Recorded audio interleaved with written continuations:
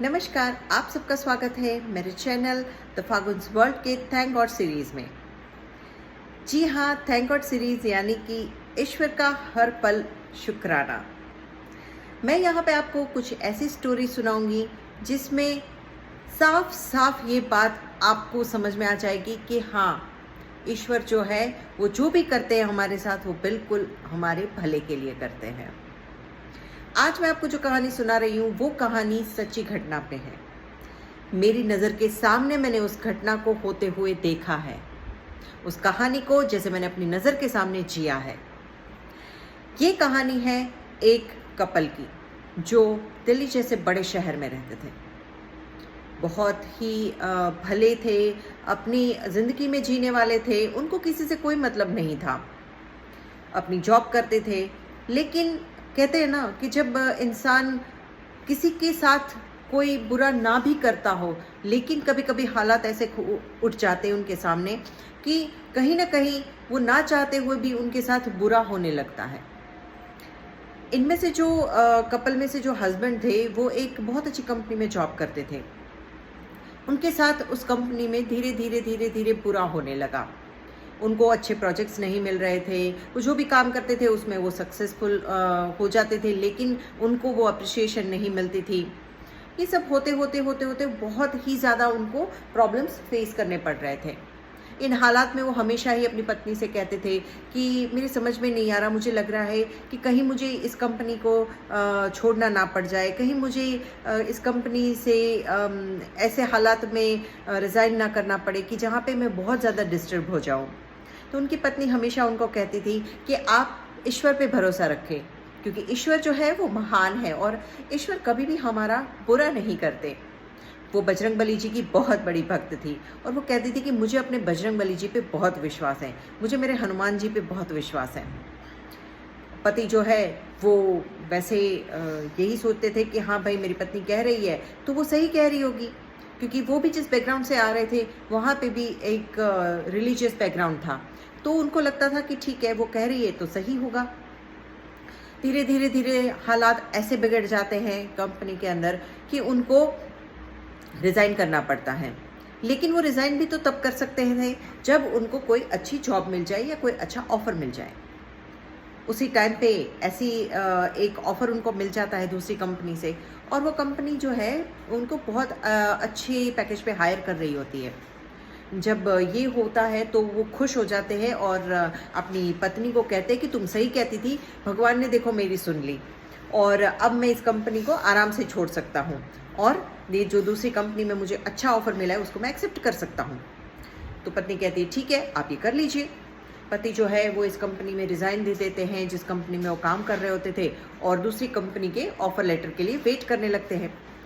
लेकिन वो कहते हैं ना कि भगवान आपके जीवन में बहुत अच्छा लिखते हैं कुछ, पर हमें लगता है कि अरे भगवान ने टेम्पररी हमारे साथ कुछ बुरा किया तो अब ये बुरा ही हो गया, अब अच्छा नहीं हो सकता। ऐसा नहीं, ऐसा ही हालात उनके साथ खड़े हो जाते हैं। पता नहीं क्या हो जाता है कि उनको ऑफ़र लेटर मिलने में बहुत टाइम लगने लगता है। वो पता करते हैं और एचआर से पूछते हैं कि ऐसा क्या हो गया कि मैं अब तक वेट कर रहा हूँ लेकिन मुझे अभी तक ऑफ़र लेटर मिल नहीं रहा है। तो एचआर कहती है कि इश्यू तो मुझे कोई भी नज़र नहीं आ रहा, पर फिर भी कुछ तो बात है जिसके कारण आपका ऑफ़र लेटर जो है वो हम यहाँ से रिलीज़ नहीं कर पा रहे हैं। अब रीज़न भी उनको नहीं पता और प्रॉब्लम्स भी वहाँ पे हैं। तो ऐसे हालात में जो हस्बैंड होते हैं वो बहुत ही ज़्यादा दुखी हो जाते हैं और कहने लगते हैं अपनी पत्नी को कि तुम भले ही कहो लेकिन देखो मेरे साथ ये कैसे हो गया, यहाँ से मैंने जॉब छोड़ दी और यहाँ पे मेरा ऑफ़र लेटर अब रुक गया है। अब मैं कैसे करूँगा, हमारा जीवन कैसे चलेगा, इतने बड़े शहर में इतने खर्चों के साथ हम कैसे काम चलाएंगे। बड़े शहरों में बड़े घर होते हैं, उनके लोन्स होते हैं, कार होती है, उनके लोन्स चल रहे होते कई बार, और खर्चे तो होते ही हैं क्योंकि बड़े सिटीज़ जितने बड़े शहर उतने ही ज़्यादा और बड़े खर्चे। तो वो बहुत ही ज़्यादा उदास हो जाते हैं, पर तब भी उनकी पत्नी एक ही बात बोलती है कि मुझे अपने बजरंगबली जी पे विश्वास है और मुझे पता है कि वो जो भी करेंगे हमारे साथ वो बिल्कुल अच्छा करेंगे। अब पति जो है वो उदास तो होते हैं लेकिन वो अपनी पत्नी को कुछ नहीं कहते, क्योंकि उनको लगता है कि अगर मैंने इसको ज़्यादा बोल दिया तो हो सकता है कि ये दुखी हो जाएगी। अब ये परिस्थिति चल ही रही होती है कि अचानक जो ये हस्बैंड है उनके पास किसी बहुत पुराने दोस्त, यानी कि 10-15 साल पुराना कोई उनका दोस्त होता है, उसका फ़ोन आ जाता है अचानक से और वो उसे कहता है कि मैं XYZ कंपनी जो है कोई, उसमें काम करता हूँ और वहाँ पे एक बहुत अच्छा ऑफ़र है जो तुम्हारे प्रोफाइल के साथ बिल्कुल मैच कर रहा है। वो बहुत खुश हो जाते हैं। वो इसलिए खुश हो जाते हैं क्योंकि वो तो उनकी ड्रीम कंपनी थी। जब उन्होंने काम करना शुरू किया था बहुत साल पहले, तभी उन्होंने सोचा था कि मुझे इस कंपनी में जॉब करनी है और ये बहुत अच्छी कंपनी है और वहीं से उनको एक मौका मिल रहा है। तो वो कहते हैं ठीक है मैं इंटरव्यू दे दूंगा। लेकिन बात यहाँ पे चैलेंज ये था कि उसके इंटरव्यू भी बहुत ज़्यादा ही टफ होते थे। वो सारे इंटरव्यू 1 बाय 1 क्लियर करते जाते हैं और फाइनली उनको उस कंपनी से ऑफर मिल जाता है। वो बहुत खुश हो जाते हैं और अपनी पत्नी को कहते हैं कि तुम बिल्कुल सही कह रही थी, देखो भगवान ने मुझे कितना अच्छा ऑफर दिलाया। भले ही मैं उस कंपनी का ऑफर लेटर मुझे नहीं मिला अभी तक, लेकिन इस कंपनी में मुझे इतना अच्छा ऑफर मिला है और उस कंपनी से भी मुझे अच्छा पैकेज मिल रहा है। और पत्नी कहती है कि मैंने आपको पहले ही कहा था और अब देखिएगा आपको जिस कंपनी में ऑफर लेटर रुका था वहाँ से भी आपको ऑफर लेटर मिलेगा। वही बात होती है जब इनको नई कंपनी में ज्वाइन करने का लेटर मिल जाता है, उसी दिन उनको उस कंपनी से भी ऑफर आता है फिर से, जहाँ से उनका ऑफर लेटर रुका हुआ था। वो बहुत खुश हो जाते हैं, लेकिन अब वो नई कंपनी ज्वाइन कर चुके होते हैं और वो इस बात को भी समझ चुके होते हैं कि भगवान जो हमारे लिए करते हैं बिल्कुल सही करते हैं।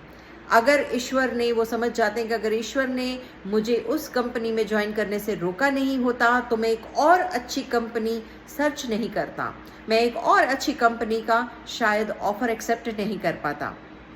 जी हाँ दोस्तों, हमारे जीवन में हर समय हर पल ऐसी बहुत सी घटनाएं होती हैं जिसमें हमें कई बार लगता है कि अरे भगवान तुमने मेरे साथ ऐसा क्यों कर दिया। लेकिन ऐसी बात सोचने से पहले आप तब इस बात को भगवान को कोसिएगा जब आपको और ज़्यादा अच्छी बात और अच्छा ज़्यादा ऑफर या और अच्छी ज़्यादा परिस्थितियाँ ना मिलें। पर ईश्वर जो है वो बहुत महान है। जब वो अपने भक्तों को दुख देते हैं तो वो उसके साथ साथ उस दुख से निकलने के रास्ते भी उनको देते हैं कि तुम अगर इस दरवाजे से नहीं निकल पाओगे अपने दुख से बाहर, तो मैं तुम्हें एक खिड़की ज़रूर दिखाऊंगा जिसमें से तुम अपने दुख, दर्द और अपनी तकलीफ़ों से निकलने का रास्ता खोज सकते हो। ईश्वर जो है वो हमेशा हमारा साथ देते हैं। ज़रूरत है तो ईश्वर के इशारों को समझने की। ईश्वर की दी हुई हर एक परिस्थिति का शुक्राना करें दोस्तों, क्योंकि ईश्वर जो है वो हमारे लिए कभी बुरा नहीं करते। जो मैं हमेशा कहती हूँ कि एक बार अगर माँ बाप अपने बच्चों का बुरा कर सकते हैं तो समझिएगा कि ईश्वर अपने भक्तों का बुरा कर सकते हैं। तो ईश्वर पे श्रद्धा रखें, ईश्वर के हर इशारे को समझे और हर पल ईश्वर के लिए बोले कि थैंक गॉड, तुमने मुझे जो कुछ भी दिया है बहुत महान हो आप। तुमने मुझे जो कुछ भी दिया है वो हर एक चीज़ का शुक्राना।